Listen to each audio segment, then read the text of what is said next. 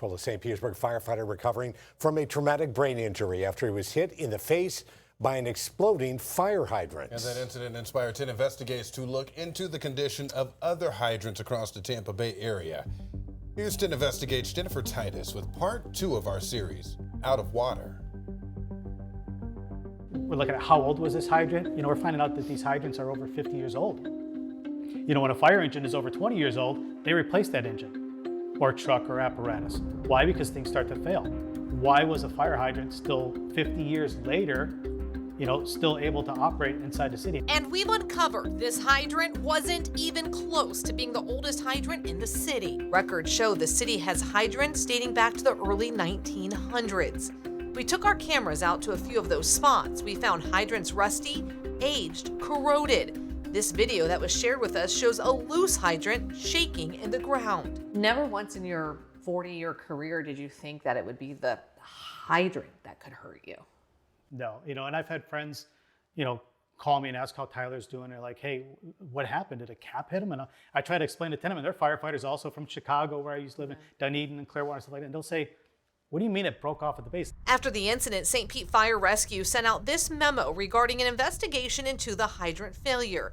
It went on to say Water Resources, the department in charge of inspecting hydrants in St. Pete, identified an issue affecting an undetermined number of U.S. pipe hydrants, specifically those with a collar at the base and just 2 bolts. It's the same kind that records show are some of the oldest in the city. You can see that the location where the hydrant blew off has been replaced with an 8-bolt. I guess if it ain't broke, don't fix it. I think that's their mentality until something breaks and then, almost kills a firefighter, destroys a whole house and kills a couple dogs. And, I think, somebody, the mayor or the fire chiefs, they need to really look at themselves in the mirror and say, hey, we need to start putting a lot of money to the side to start updating 50, 60-year-old hydrants. For months, we tried to talk with anyone in the city, from the fire department, Water Resources, to the mayor's office. We were continuously denied, being told this was a personnel issue,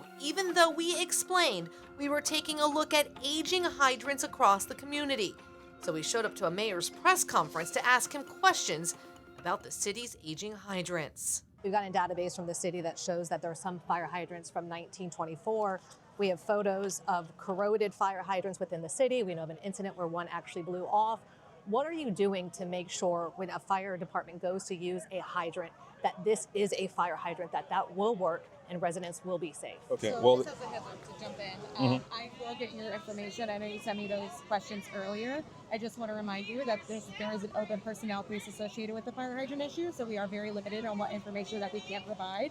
And I just want to make sure that we're very clear on that. We're talking about the bigger picture, though. This isn't just one hydrant that they're finding to be old. This is a bigger problem. We have very old hydrants in the city. If you give me information, because we have not spoken. I have emailed your guys' office. But if it's infrastructure and specific hydrants you're concerned about, get the list to me. We'll take a look at it. I can tell you as a county commissioner, I looked at fire hydrants just north of here in Lellman that were, in that case, it wasn't the age of the fire hydrants. There just weren't enough of the fire hydrants in that area. So give me your list. We're looking at all infrastructure. Hydrants are a piece of that, and we'll take a look at it. We sent the mayor exactly what he asked for. We're still waiting to hear back. So we sent it to former fire chief Jim Large, who is also running for mayor. Some of them go back to the 1920s. Wow. And those are regular city hydrants and not, okay. Yeah.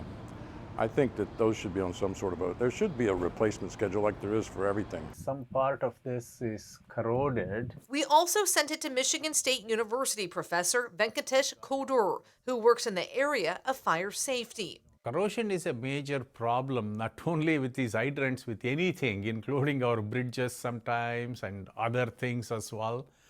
So over time, I think if we don't prevent corrosion and other things, it eats away the metal parts. That leads to, again, stress concentrations, and so that can lead into bigger issues. Regular maintenance and inspection can prevent these corrosion effects, or even replacing it if it is fully corroded.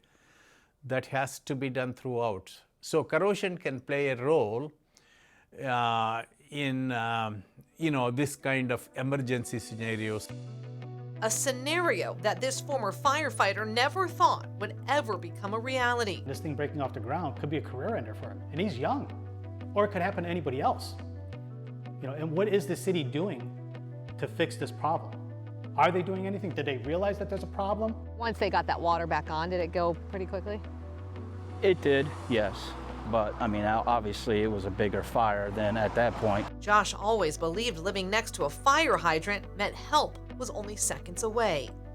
That night, it wasn't. We live right next to a fire hydrant. Like, we're secure, we're safe. If we ever have a fire, it's right there, 30 feet away. Yeah. And that wasn't the case that night. And back out here live. Now, St. Pete is not the only community that we found with decades-old hydrants. We found rusty old ones all throughout the Bay Area. And one community is now saying out with the old and in with the new when it comes to fire hydrants. We'll have that story for you guys tomorrow night at 5:30. For now, we're live in St. Pete. Jennifer Titus, 10 Investigates.